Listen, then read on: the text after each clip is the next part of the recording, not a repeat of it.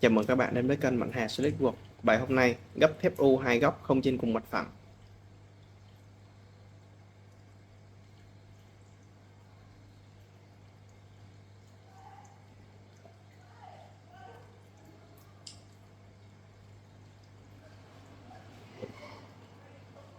Chúng ta bắt đầu.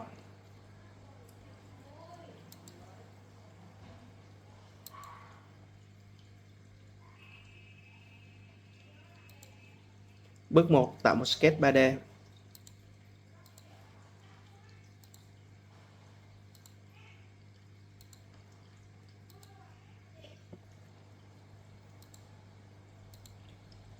Ấn phím Tab để chuyển tọa độ.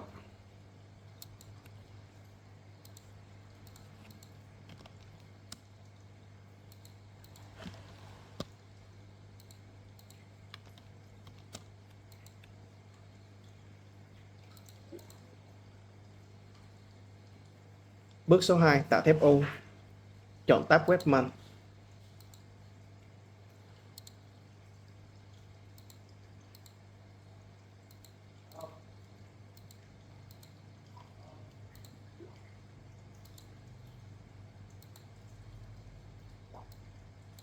Khe hở G1 là 0.5.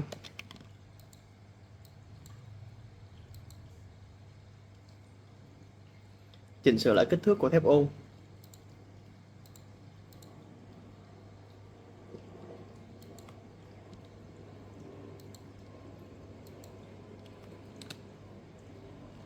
Thêm các ràng buộc.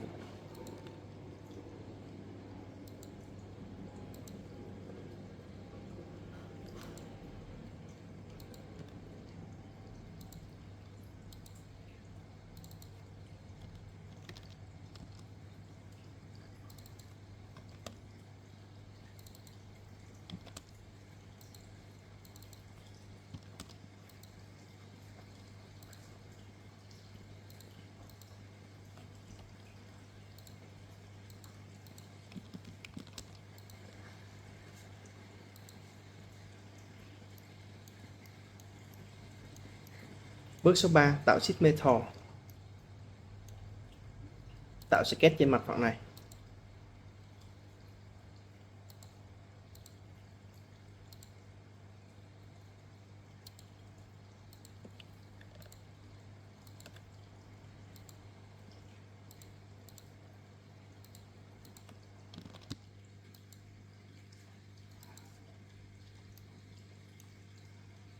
Chọn tab sheet metal. Direction 1 chọn up to vertex. Chọn điểm này. T là 4.5, R là 4.5.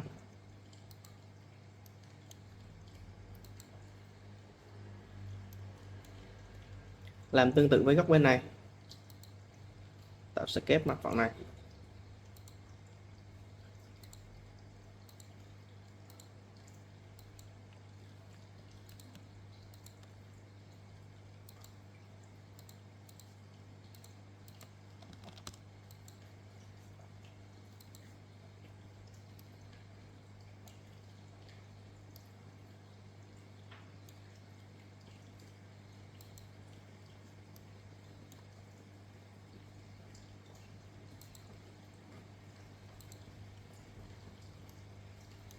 Direction 1 chọn up to vertex.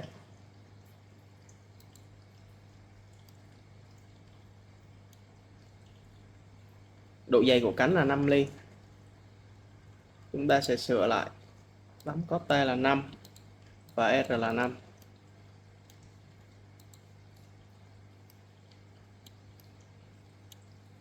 Bước số 4 là xử lý mô hình và combine.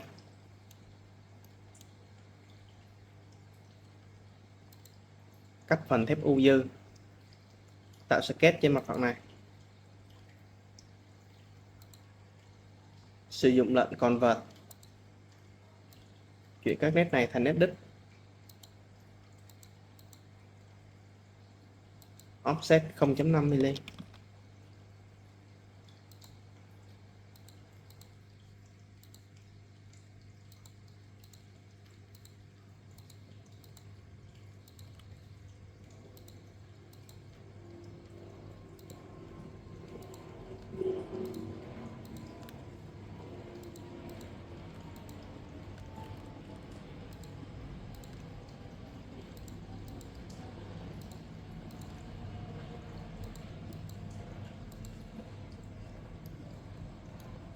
sử dụng lệnh Extrude Cut.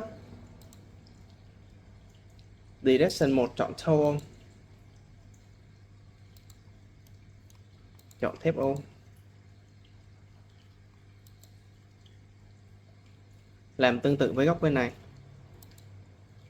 tạo sketch trên mặt phẳng này. Dùng lệnh Convert, chuyển các nét này thành nét đứt. Offset 0.5 mm.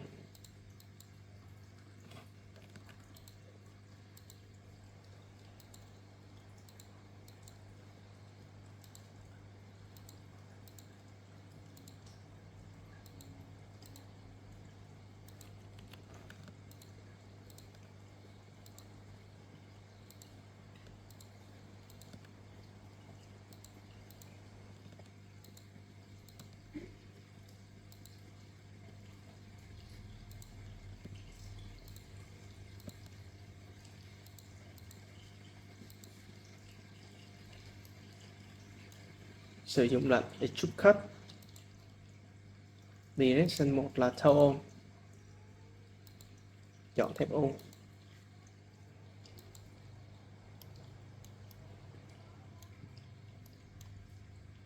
Chọn Insert Feature Combine.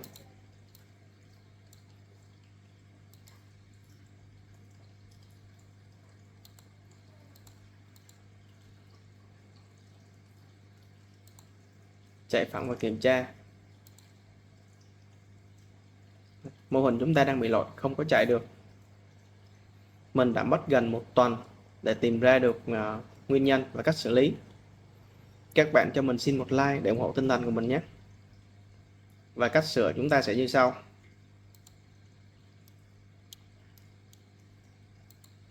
Sheet Metal 1,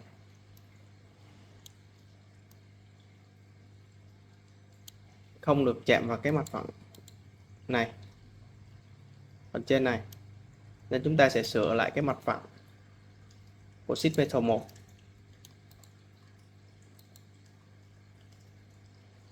Chúng ta chọn Edit Sketch Plane, sửa mặt phẳng trên này thành mặt phẳng dưới. Ok. Và đồng thời hai tấm sheet metal phải cùng bề dày, cùng thông số bề dày và R.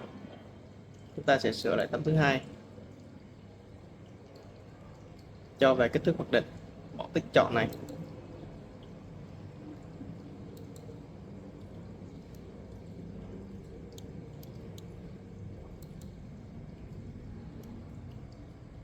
Vậy là mô hình của chúng ta đã hết lỗi và chạy ra được.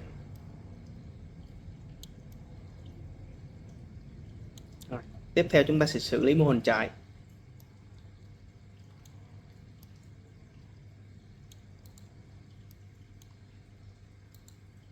Tạo sketch trên mặt phẳng này.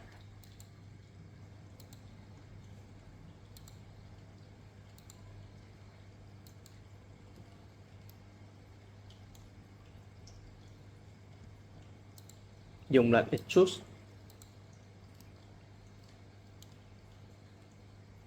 Direction 1 chọn Up to Surface, chọn mặt này.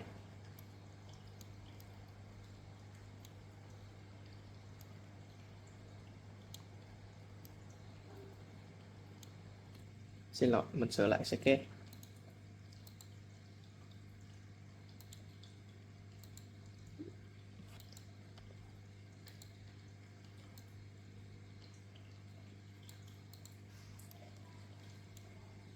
Rồi, sketch phải ra tới đây.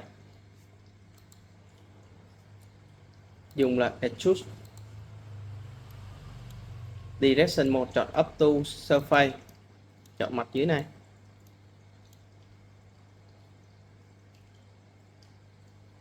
Direction 2 chọn Blink 1 mm, tích và chọn Mesh Resolve.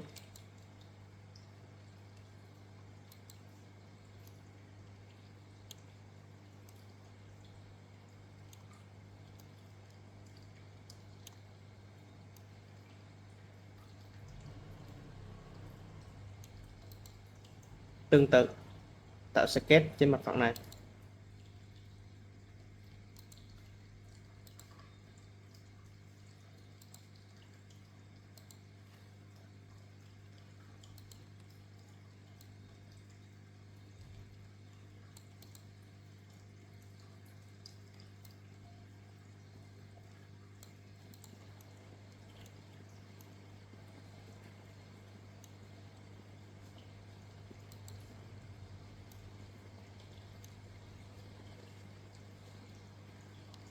Chọn là Extrude. Direction 1 là chọn Blink 1 mm. Tích chọn vào Mesh Resolve.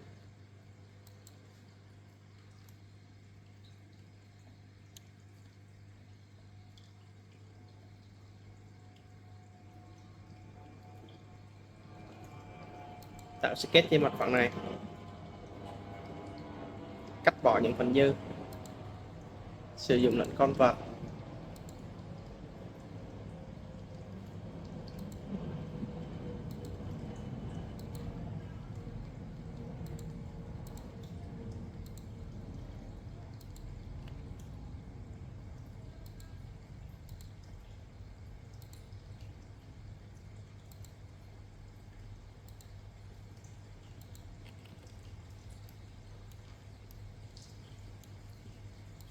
Sử dụng lệnh Extrude Cut. Direction 1 chọn Tone.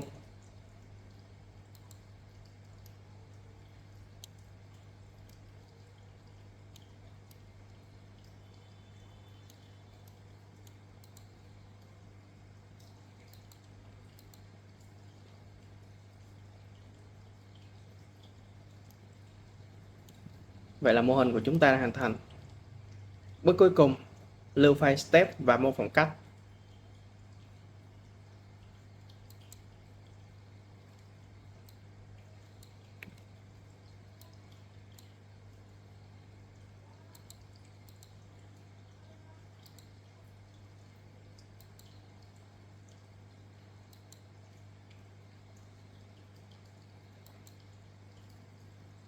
Mở phần mềm Toolkit.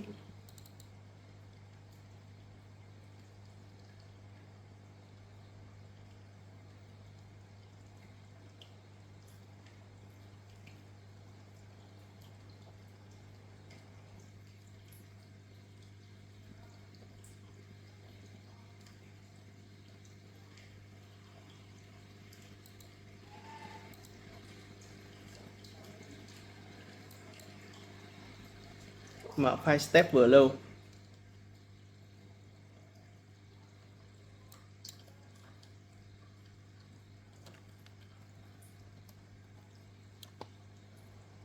Mô phỏng cắt.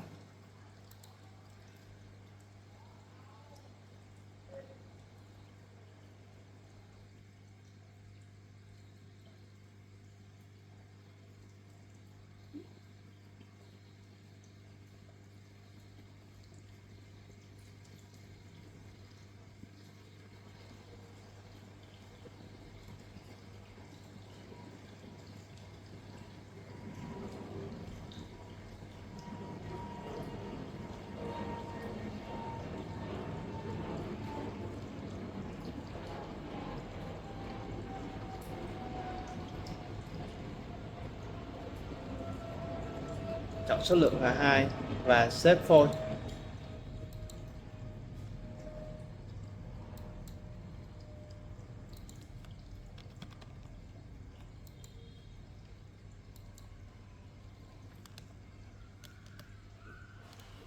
Xuất file CNC.